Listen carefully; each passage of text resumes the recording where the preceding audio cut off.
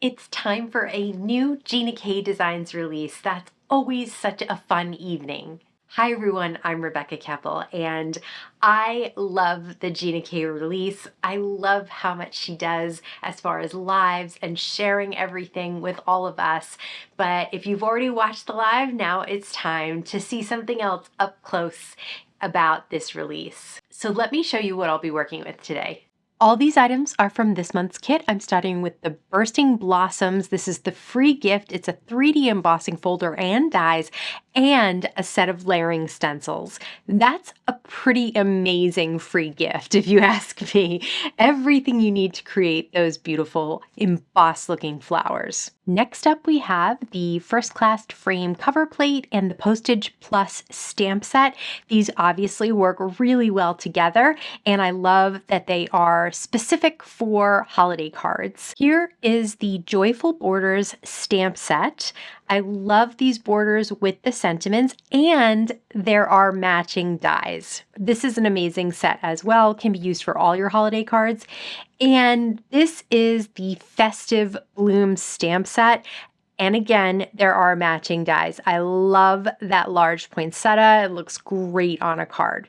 So let's start with that actually. And instead of die cutting everything, which is what I usually do, I've decided to create a stamped card with this set. Now, it would fill up an A2 panel pretty easily, but what I'm wanting to do here is to stamp the corners, and I want to do some sort of mirror stamping, not mirror stamping in that I'm going to stamp with the back of the stamp or anything like that, but mirror where I'm going to shift the cardstock around and then stamp in the opposite corner. So I guess it's more, instead of mirror, I guess I'd call it symmetrical stamping. So I started with that large poinsettia flower and I'm stamping on the upper right corner. Then I'll flip the cardstock around and I'll stamp in the upper right corner again, but this time it'll be across the card there, so it's diagonally the same thing.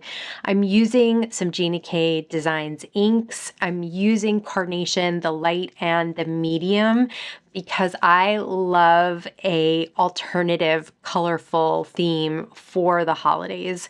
So then I stamped those berries in the center. You just line up on one and then turn the paper around and do the same exact thing on the other. Now I have apple mint ink and I'll stamp some of those holly leaves. So just one leaf here, and this time I have the cardstock faced horizontally so that I can stamp off the side of this. That's why I'm using my original size Misti rather than the mini Misti. I really wanted a little extra space to be able to stamp off the side of the card so that you can really tell that these are large images and you're getting to see quite a bit of them. So now I have my holly leaves, and I did actually double stamp those just to get the green a little bit darker, but the mint is just such a pretty combination with the light carnation as well. There's also some really large berries that I think are perfect for those holly leaves, so I stamped those up in the same color that I used for the center of the flowers. And those are just filling in that little space next to the holly leaves so that there is another item that is being stamped from the set. And I just love the way this turned out. You could definitely do a one layer card this way and just stamp the sentiment right in the center and not pop anything up or anything like that. If you need a one layer card, this is a great set to do it with. But I decided I wanted to stamp and heat emboss the sentiment. I'm using one of the sentiments from the Festive Bloom stamp set, and I'll just stamp that with some Versamark ink and use some gold embossing powder on top. It's a beautiful Merry Christmas sentiment in a beautiful font. I love the mixed font with the straight and then the script kind of font below it. And I'll just heat set that until that gold embossing powder turns nice and shiny and is melted and completely shiny and beautiful. so nice. I will love using that for a whole bunch of holiday cards this year. Then I'll put the die, that sort of coordinating die that goes with it, around it and hold it in place with some Best Ever Craft tape and run it through my die cut machine.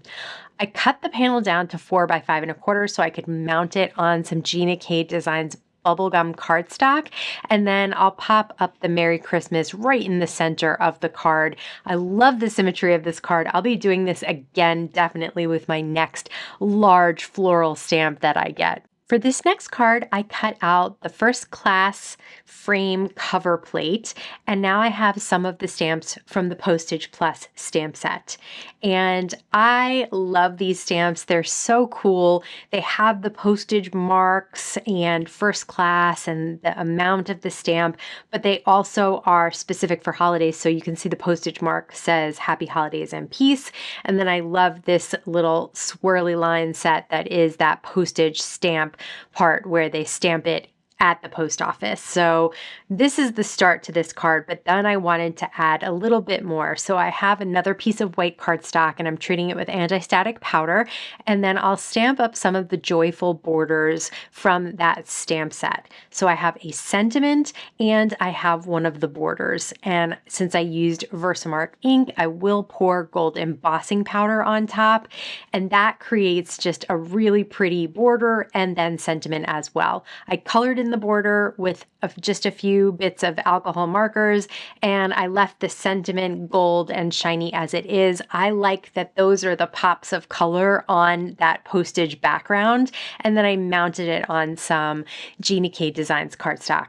Now for this card, we'll use the free gift, which is the 3D embossing folder with dies. Whenever I'm embossing, I like to use Better Press cardstock. It's really cottony and thick, and I'll spray it with some water before I emboss it and just let that water sink in. And then I'll put it inside the embossing folder and run it through my die cut machine. Now I want to stencil on top. So I have that embossed cardstock. I let it dry. I place it down on a sticky mat, and I have that light carnation ink once again because I just adore this ink. This one and the medium color as well. I don't have the darkest color yet, but I think I might have to grab it because I'm using this ink all the time. I just love it so much.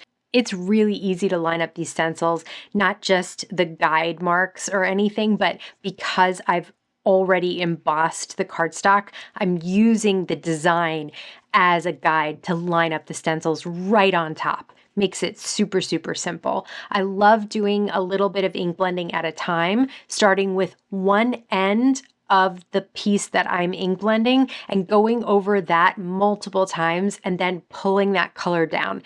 That creates that gradient of color from really light to much darker and gives just another really beautiful effect to your stenciled flowers especially, but you can use this with any type of stenciling that you want. And then obviously if you have extra ink pads or colors and you want to add in a whole other color of ink, you can do that as well. But you don't have to have a bajillion ink pads. You can definitely make do with just a few and still have lots of color going on your card.